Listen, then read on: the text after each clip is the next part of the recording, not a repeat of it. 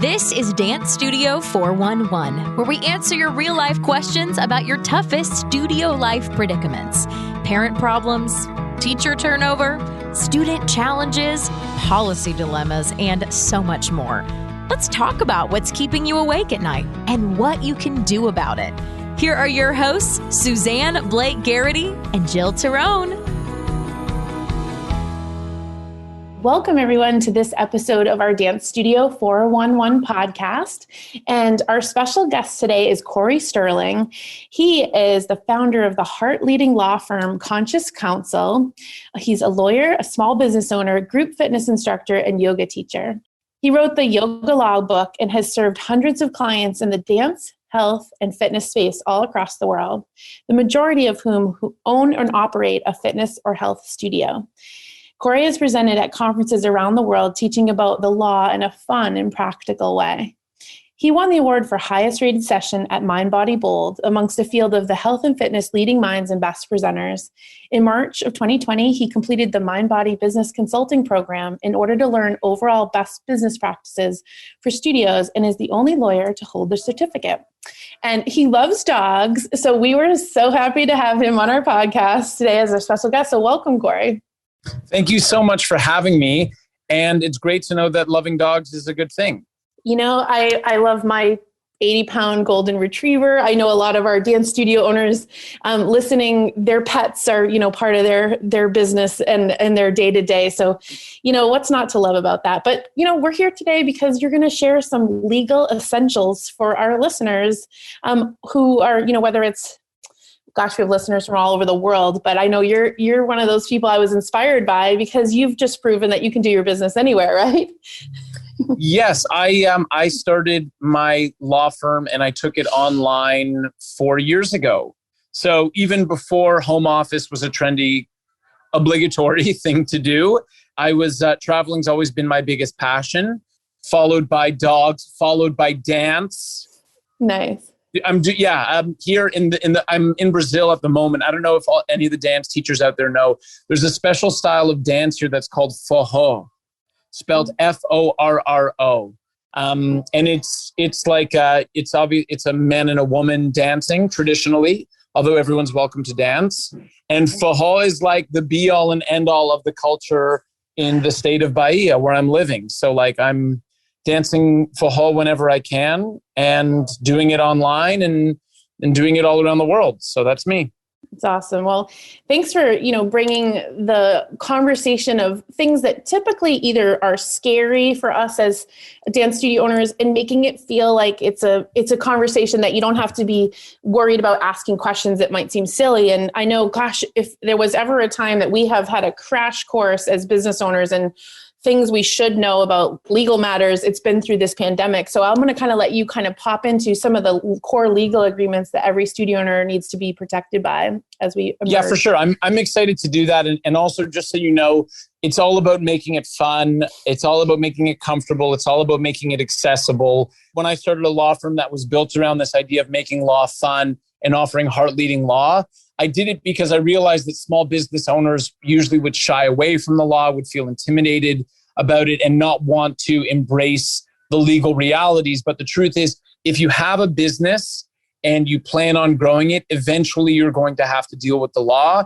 Let's be proactive. Let's be in control of our relationships and let's get right to it. So there really are, for dance studios, there's really 3 different agreements that I've just seen sort of a meteoric rise of necessity that's required for the studios. And also the whole idea of explaining law in this particular way is like making it actionable and not having it be this super theoretical discussion, but like, okay, what are the things that I need to do today so that tomorrow my dance studio is protected and I can continue to grow with ease, peace of mind, and I can focus on revenue, which is what I think all business owners love focusing on more than anything else. The first document is a super, super important one, and that is your waiver of liability. The way that the law works is that if you are a dance studio owner or you're a dance teacher and you are leading someone in dance, whether or not they're a minor or they're above the age of 18 or 19, age of majority, The law basically says you have a responsibility to make sure that that person's going to be safe while you're giving them the instruction for those physical activities. Does that make sense? Yeah, absolutely. And I think that sometimes back to, so many people just check the box and move on and they don't even know what they're signing. So that's helpful that you just broke it down that way. Yeah. And so the reason why we have a waiver of liability is because the first principle is the law says that as a studio owner, by accepting students and providing activities for them, you are going to be responsible for them. So if someone gets hurt or injured, then the responsibility ultimately will fall on you. The law also says, well, so long as you explain to people the specifics of the activities that you're doing and what the risks of those activities are and what the outcomes of those risks may be, someone is allowed to sign away their rights and relinquish their legal rights to sue you. So that's the whole purpose of the document. Someone's participating in an activity, unless agreed otherwise, you're responsible to those people to make sure that they're going to be safe and healthy. In the event that they do not sign a document, you're responsible. But the law also says that you can have them sign a document which releases you from liability and relinquishes their ability to bring a legal action against you. Does that make sense? It does. I think maybe you could clear up a concern that I see sometimes with studio owners, and they say, well, if they're taking a free class, I'm not charging them money. Do I still need a waiver of liability? I mean, I'm sure you have the right answer on that. Yes, I do. And the way that it works is the law establishes this relationship of teacher-student or owner and student or owner and participants. So we know that that is established. That's not in question. Now, the next part of when assessing whether or not someone is responsible, there's something called a standard of care. So what a standard of care means that, like, okay, you have a level of responsibility to take care of someone. And if you fall below that level of what a reasonable professional would do, then you will be found to have been at fault and you'd be liable and then you'd get sued.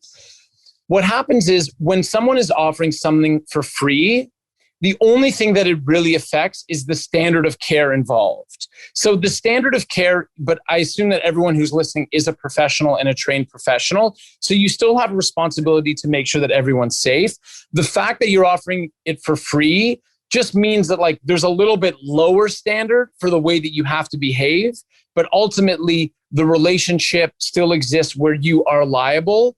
And if you're a qualified professional, it doesn't really matter if it's free or paid, because you still have a responsibility to make sure you're offering your services professionally and that no one gets hurt. Right. And so I know as everyone starts to rebuild their enrollment, that the free class strategy will probably pick up again. And it's just a great reminder from you that even though we're not necessarily charging for that sort of lead generation strategy, that it's important to have that waiver of liability in place. Yeah, and the way that all of it works, it's all about the activities that you do, the equipment that you use, what the risks are and what the outcomes of those risks are. And you really, so long as you have a studio and you're offering, even if you have 4 or 5 different types of classes, make sure the waiver covers you for all those different classes. And then you have it. And then anyone who participates in activities, whether it's free or paid, has to sign that agreement before you allow them to participate. Great tip. So moving along from that important step, what's your next tip on a core legal agreement? My next step, and I have to go back to waivers of liability for just one more second, Sure. Mm-hmm. Just to mention the importance of COVID, and including the other variances that I see dance studios going through is, one question will always be, do I need to include COVID in my waiver? The answer is yes. Another question is my waiver going to be different if I have pre-recorded materials that people are accessing through my membership? And the answer is yes as well. But just circling back to what I had said, you want this waiver of liability to cover all of your different activities, all the different ways that you offer it, either in a COVID environment or a non-COVID environment, just like, kitchen sink it, get everything in there, have someone sign it, and then you never have to think about this again. The next agreement that we see a lot of dance studio owners needing, the next agreement is a membership agreement. So the one thing that I always say about law and how I coach my clients is that the purpose of legal documents really is to communicate your expectations openly and honestly in your different commercial relationships. And the biggest commercial relationship that you have is with your students.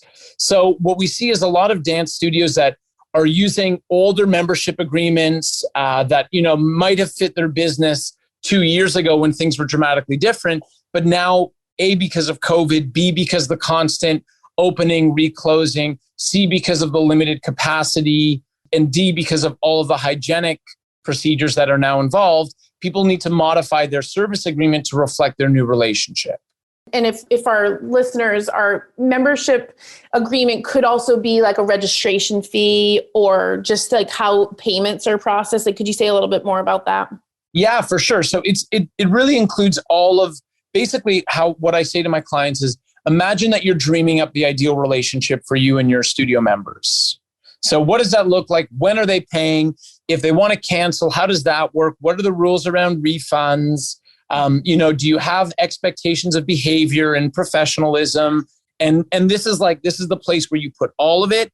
You get them to agree to it or sign it. It becomes legally binding. And then in the event that someone's not following the rules or someone's doing something differently or doing something wrong or wants a cancellation or shows up late for class, like you name it, I've worked with clients to get through it. You have that document to rely on. The one other thing that I will mention that we've dealt with a lot of with studio owners has to do with auto pay memberships and auto pay contracts.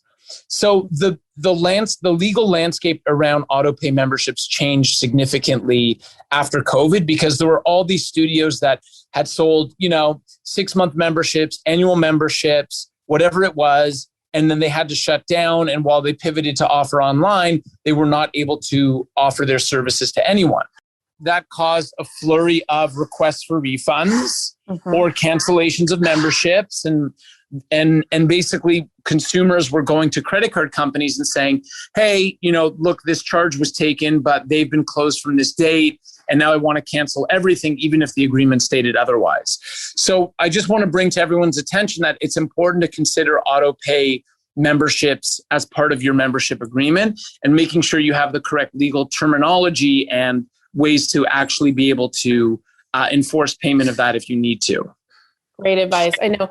And in the dance space, there were some examples of that where people who did an all-inclusive pricing, Cory, and that would be inclusive of costumes for recital. And then sure enough, that was on billed. And then boom, we hit COVID and there's no opportunity to perform. How do you can't, pulling out those fees are really hard. And many of us were watching it just like with shock and awe. And how do you never thought we'd have to know to do that?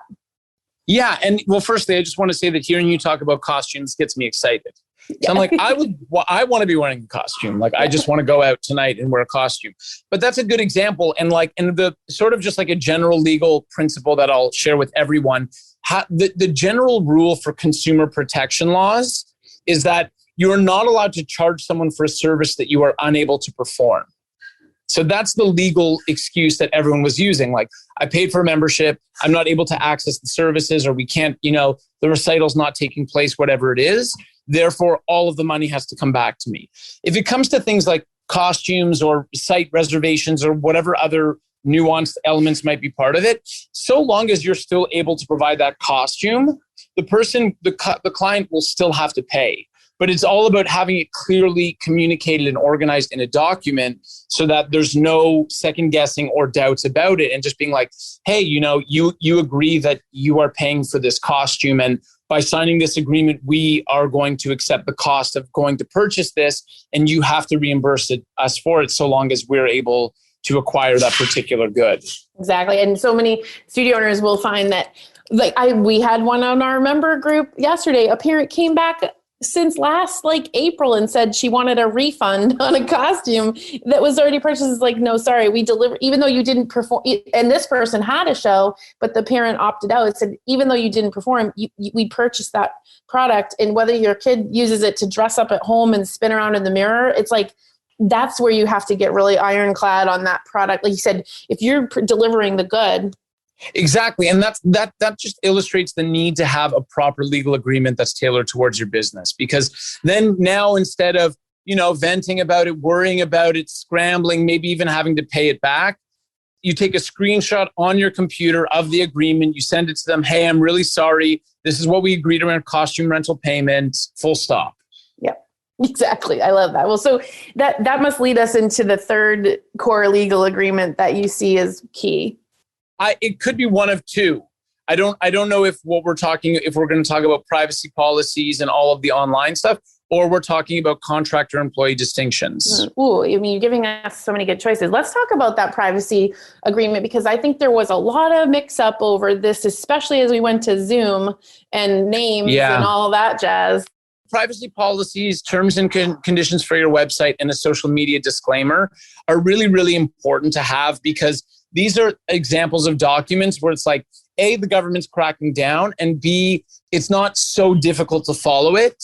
It's all about compliance, and governments are basically saying, since everything has shifted to being such an online world, email addresses are now like a currency in and of themselves. So now the governments have put in rules around how that currency has to be governed, and personal information is an asset. If anyone's going to acquire any business, your database and having it properly ascertained is such an important asset. So basically, privacy policies are things that go on your website, as well as terms and conditions, where you're just letting people know, like, hey, we do online marketing. We have an email database. We're going to send you information as well. We're going to share your information with other third parties. Like maybe we do our processing through MindBody or through Stripe, or, Squarespace will keep some of the information as well. At law, you're legally obligated to tell people exactly how you use the information that you collect from them. And that's the gist of a privacy policy. I don't want everyone to fall asleep, so I won't go into all of the nuances, but it's just one of those things that is about compliance. Terms and conditions are really important for your website. These are sort of just like the general rules for anyone who visits your website. So it's sort of like if you had a physical store, well, most of you have studios, but the way that you think about it is like, this is your online store. And the same way that you have rules for people who are coming into the store, you want to have rules for people who are visiting your website, which is why terms and conditions are really important. And then social media disclaimers also are really big. With a waiver of liability, you can limit your liability by having anyone sign the agreement before you give them access to working with you or accessing your database. But if you're doing like Instagram Live or Facebook Live, the best form of protection that you can have is a disclaimer. So making sure that you link your social media profiles to your website is really important. Ooh, that's a great tip. It's a really great tip. This is why we're appreciative of your time and talent. This is all a great, great start. I know you want to probably briefly say something about employer versus contractor agreement, but what I know I was fascinated to hear is that because you work with so many studio owners that you have, I want to make sure we link out to this, but you have a special bundle to do this, like to make this be custom for studios. Is that right? Yeah. So the way that we work with our studio owners is we have a special discounted package price. And that gets you the three documents, the membership agreement, the waiver, and all of your online documents. And you sign up and then you receive a link, and it takes between 16 to 19 minutes to fill out. And that's like just all the questions about your business. In 5 business days, you receive customized legal documents that we draft for you, specifically tailored to you and your business. And then once you receive those documents, we continue to work with you until you feel 100% about it. So at our firm, we've got 235 5-star Google reviews. And the way that we get there is just by making sure that everyone feels 100% about their agreements and the job doesn't end until you do. And also the other thing I'll say, what's cool about what we do is that the biggest thing we've learned about our consumers is they don't know what they don't know. So I'm awesome at being a dance studio owner. I'm not really sure what legal things I'm not aware of, and I don't know what needs to really be included in my membership agreement. Because of our breadth of experience of working with hundreds of studios all over the world, we already know what issues our clients are encountering, and we're always updating our agreements as a result of that. So I think that's another added benefit. It's sort of like 16 minutes of your life to make sure that your business is legally protected, and then you just go on doing all the things that you love doing. Yeah, it's so important. And that's, professionalizing our dance studios is a wonderful investment because I shared this with you, Cory. I mean, having been through selling a business myself and having been on the side of the legal side of selling a business, that anyone who's listening to this, whether we have a lot of listeners who are just getting started, they're starting dance studios. This is the best investment you'll make to start your business off on the right foot, no pun intended, with all the legal documents locked in properly, and that you can, to your point, not only go back to doing what you do well, but sleep at night knowing that you've put the building blocks of a really best practice into place. So that's so key. And I know how they find you is through your website, consciouscounsel.ca. Is that right? Yeah, that's exactly it.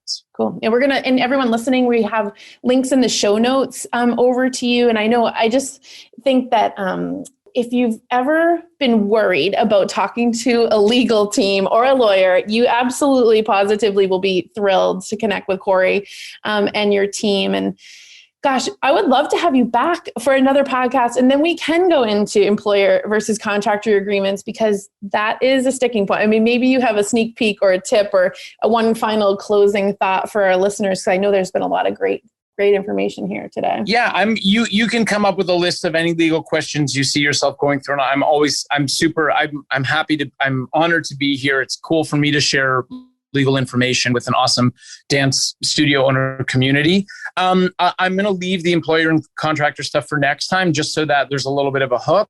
I appreciate all of you. I know one thing that I've noticed is that now more than ever, we all need physical activity. We all need outlets for health. We all need outlets for self-expression and creativity. And so keep going, keep being awesome. It's difficult, it's challenging, but there's also a ton of opportunity out there. And I love you all. I'm super proud of you. Keep being great for your communities. And if you need any help legally, please know that we would love to work together. Amazing. Thank you, Cory. I know, yes, reach out to Cory, consciouscounsel.ca. We'll link in the show notes. And just really awesome. Thank you, Cory. We do hope this helped you keep your passion for dance alive as you run and grow your business. Until next time, we'll have you back. Have a great day, everyone. Thanks for listening to this episode of Dance Studio 411. Visit us online at dancestudio411.com for more great resources and to submit a question for a future episode. Our number one goal is to help you build a successful dance studio business and keep your passion for dance alive.